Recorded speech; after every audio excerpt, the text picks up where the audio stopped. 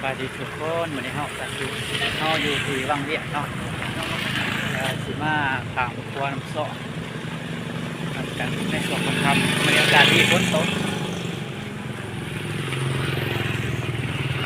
เบิ่งบรรยากาศกัน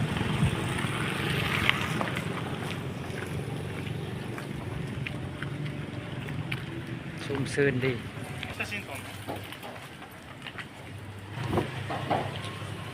โอนข้างในสองนางแหลง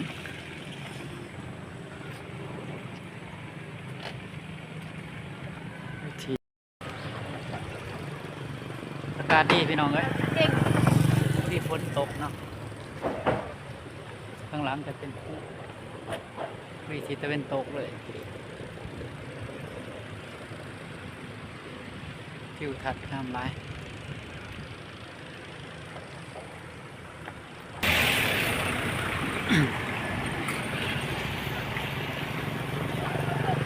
ฝนตก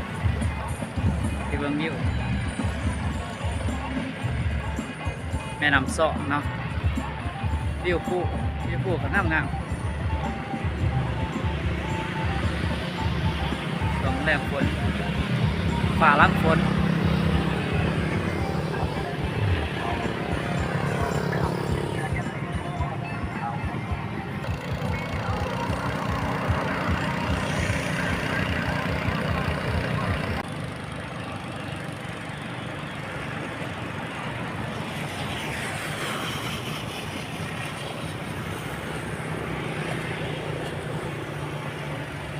ป่าสาวๆมาแจวเงาเด็ด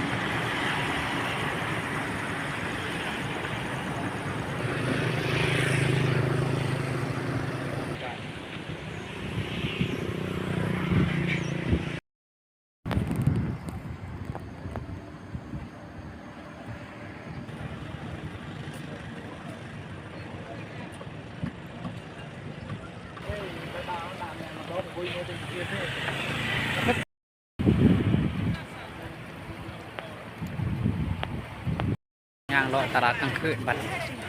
อยู่ที่วังเวียงเสียที่น้องเพิ่งบรรยากาศเด้อ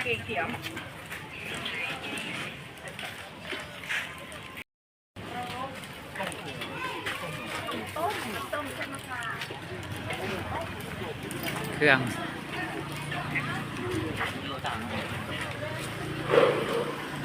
ตอนกลางเว้นบ่มีหยังเลยกลางคืนเต็มเลย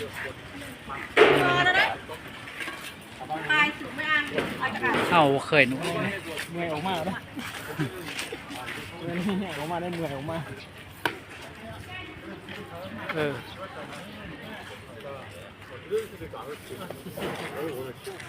เจาะ